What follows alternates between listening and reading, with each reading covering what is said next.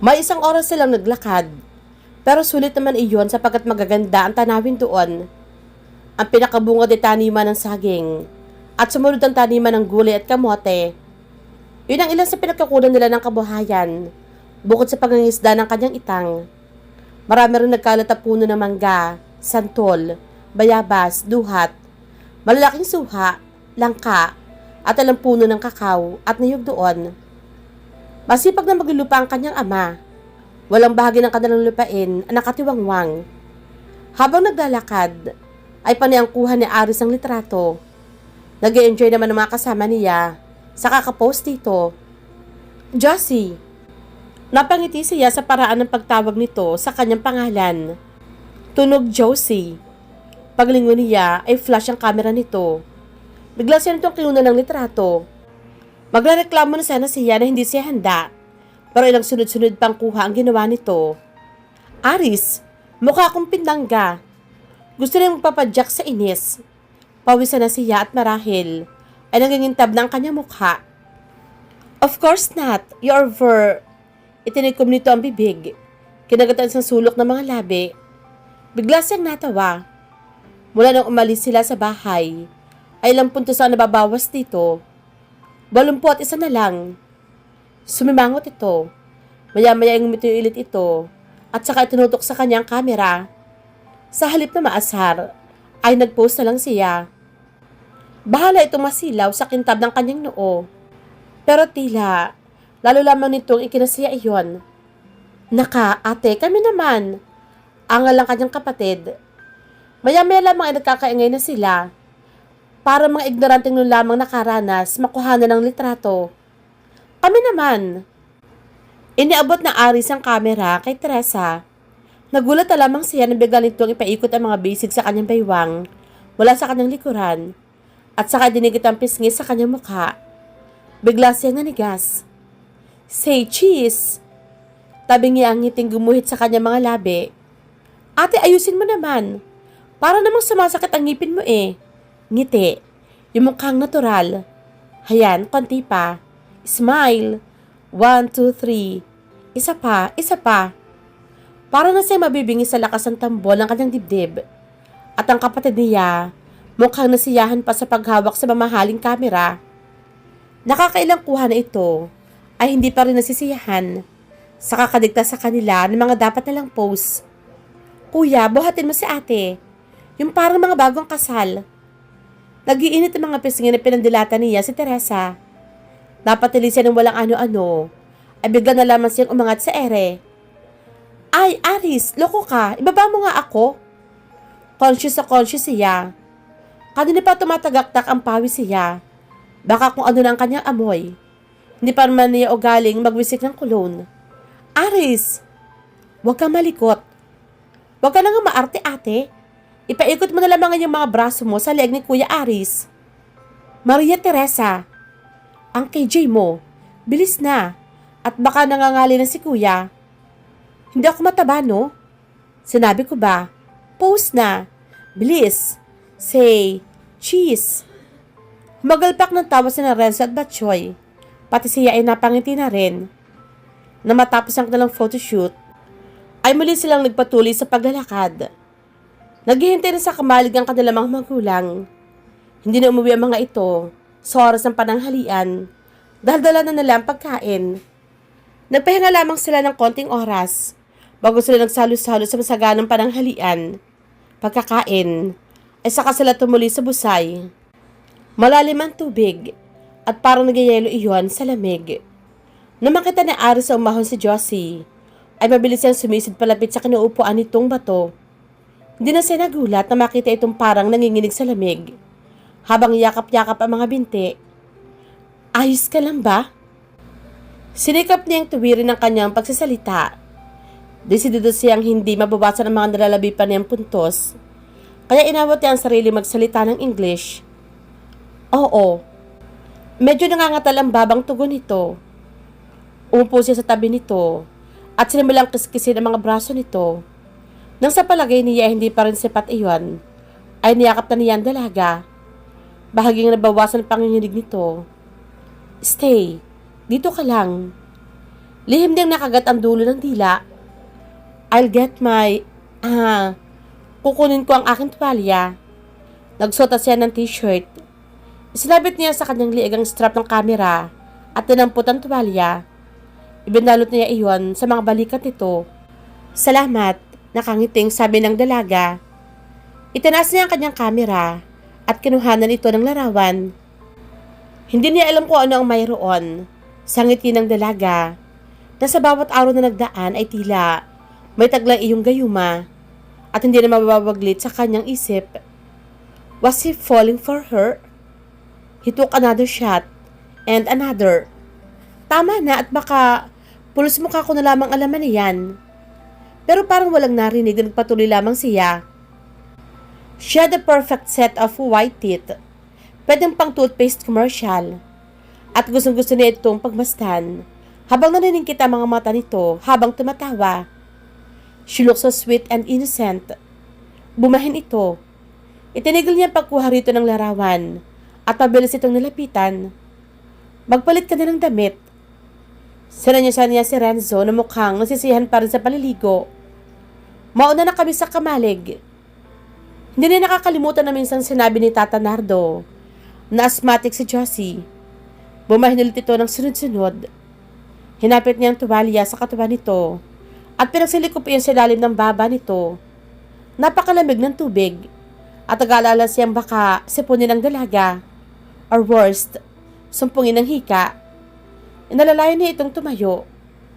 Kumabay ito kay Teresa. Sumunod na rin kayo maya-maya, wika pa nito. Piggyback. Tanapik niya ang likod niya. Pagdating nila sa hindi na mabatong lugar. Hindi na, ano ka ba? Ayos lang ako.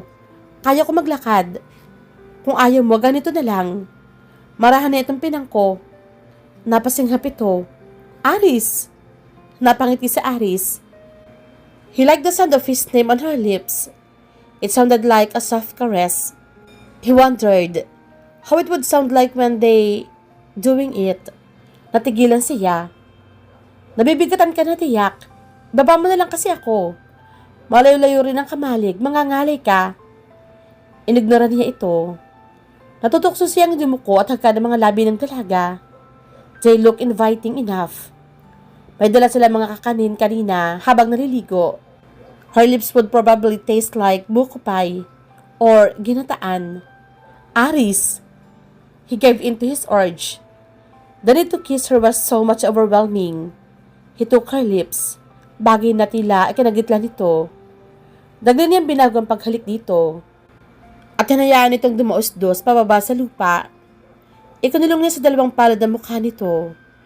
At buong ingat itong hinagkan. Pagkatapos, ay may ilang sandali niyang pinagmamasdan ng mukha nito na parang nais niyang memoryahin ang lahat ng anggulo niyon. Huwag mo akong pakatitigan. Ikaw rin, baka ma-in love ka na sa akin. Hindi ka na makakauwi. Would you like that? Andaya mo. Nakasimangot na sabi nito. Nakuha mo na agad ang premyo. Kahit hindi pa tapos ang maghapon. -4 pa. 66 na lang ang natitira sa'yo. Natatawang hinapit niya ito palapit sa kanya. If it will make you happy para sa'yo, papalansyahin ko ang dila ko para matumid ang aking pagsasalita.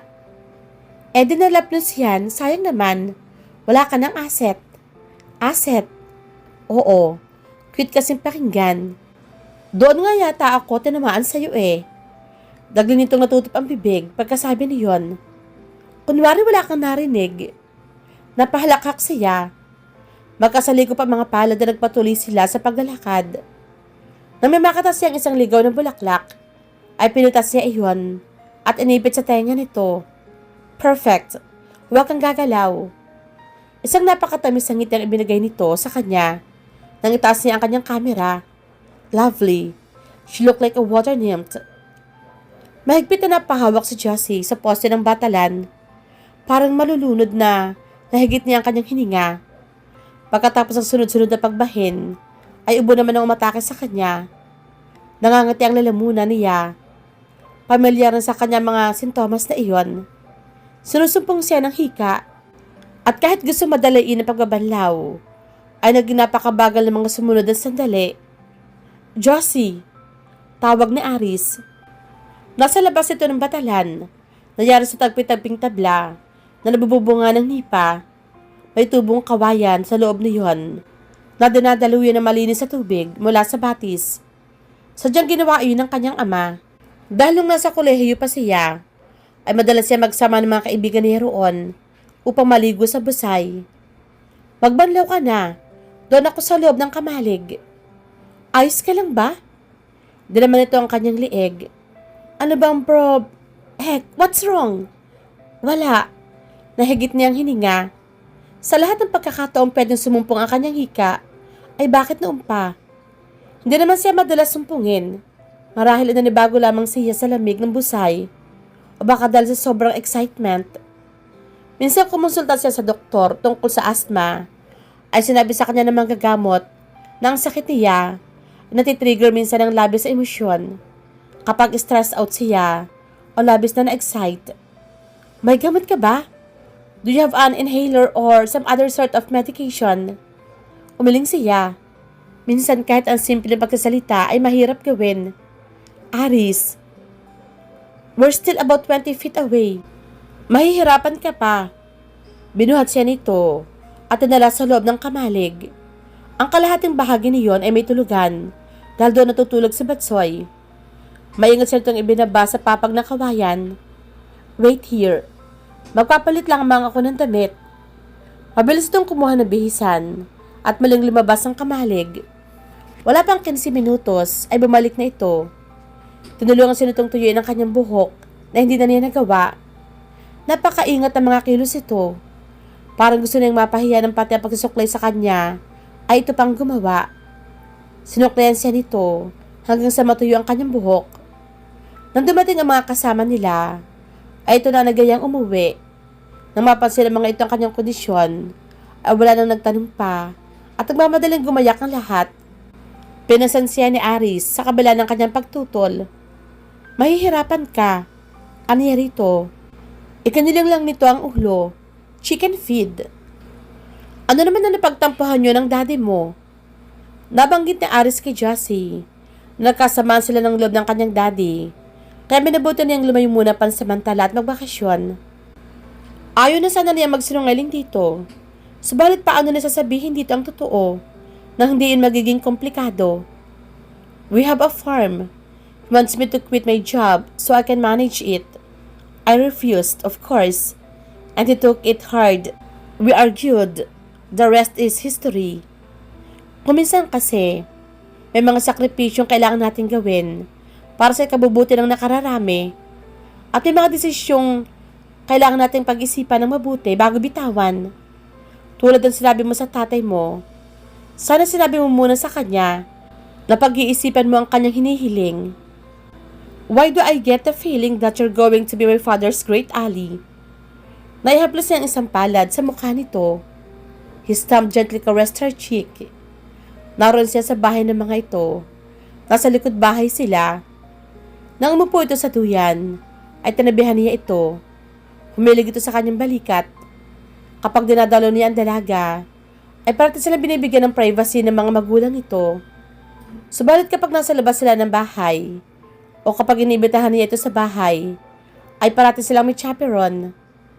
Sa tingin ko kasi, pareho kami mag-isip. In a way. But you know what? Takot ako sa tatay ko. Takot as in takot na takot. Or takot na may kasamang respeto. Both. Namabalo ba siya? Hi, yes. He spanked me once. I was 4 or 5 years old. I don't exactly remember when. But according to my mom, nilagnat ako after that. Sabi ng ibang psychologist, yung edad na 4 to 5 years old, ang vulnerable stage sa paglaki ng bata. Siguro masyadong natanim sa isip mo yung nangyari. Naging traumatic. Ganun nga marahil. Dahil bagaman hindi na yun naulit, ay nagmarkain sa kanyang isipan. Magkwento ka pa tungkol sa kabataan mo, sa mga kaibigan mo. Pero gusto ko, Tagalog. Napangiwi siya. Tumawa ito. She seemed genuinely pleased with his tuwang. Sabi ko naman sa'yo, desidido akong unatan niyang dila mo Pero hindi tayo gagamit ng plancha. Natawa siya. My ways of rummaging that is way better than any lesson in Tagalog. Yabang. Let me show you. Banayad niya itong kinabig at pinaghinang ang kanilang mga labi. Voluntaryo umakyat sa kanyang batok ang mga braso nito. Sa tuwin ay kay sarap hagka ng mga labi ng talaga at gusto niya ang amoy nito. Amoy malinis. She seemed pure and innocent. Marahan siyang lumayo rito na maramdaman niyang mayroon pang ibang tao sa kanilang paligid. Umungol ito na parang nagpoprotesta at hinabol pa ang kanyang mga labi. Natatawang hinapit niya ito at sinandal ang ulo sa kanyang dibdib. Someone's watching. Ha? Sino? Mula sa pagkakayup-yup sa kanyang dibdib, ay dahan-dahan itong sumilip. Pagkakita sa taong tinutukoy niya, ay dagli itong sumimangot. O si Sarang pala ka talaga yung si Aling Tekla, tubuan sana ng kuliti. Napahalakak siya. Kung hindi lamang niya inaalaala na baka lalong malagay ito sa alanganin, ay hindi lang na ito sa loob ng bahay upang mas mahagan pa na mas matagal. Tila kasi lalo nag-aanyaya ang mapupulang labi nito na bahagyang namimintog sa katatapos lang nilang pinagsaluhang halik. Kung hindi ko pa alam, ingit lang siya kasi hindi nito tinapos ang sinasabi. Kasi ang pogi mo at ano pa ba ang kulang? What am I to you? Halos sa kaditiyak siya. Sana sitong sabihin na siya inobyo nito. Ano nga ba? Your fiancé, say it. Aris. What? I told you. I'm keeping my word. I will marry you. Hindi ka ba nabibigla? Mag-isip-isip ka muna. Does it really require a lot of thought or time? Love can move mountains, right? And oftentimes, it defies logic. Napaawang ang mga labi nito na tila hindi makapaniwala. Hindi siya sanay magdeklara ng mga mabubulaklak na salita. Ni isa sa kanyang mga naging girlfriends ay wala pa siyang sinabihan ng I love you. Mahal mo ako? He didn't answer the question. He just took her lips for another kiss. Bukas ay may kulugon na tutubo sa mga mata ng Aling Tekla. Masama ang hilad sa mukha ni Aris na matanaban ito ni Josie na papasok sa kanilang tarangkahan.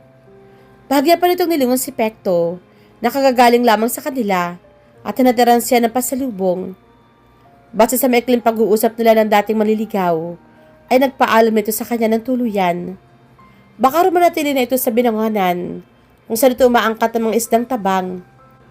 Sinupil niya ang ngiti sa tila na pipikong ekspresyon sa mukha ni Aris pagkapasok sa bahay. Meron naman itong bitbit na buko pie. Para sa akin ba yan? Tanong niya rito, nadagling iniwan ang ginagawa. Hindi. Napangiti siya. Sa mga nakalipas na araw, ay nagkaroon na ng improvement ang pagsasalita nito ng Tagalog. Hindi na ito masyadong konyo. Pinagbabawalan kasi niya ito magsalita ng Ingles sa lubhalos ng isang buwan. Uy, Jelly de Belen. Patuloy niya ang panunudyo rito. Ano? Nagsiselos ka ba kay Pekto? Hindi Talaga? Ikinawit niya mga braso sa leeg nito. Alam na niya kung saan ang kiliti ng binata.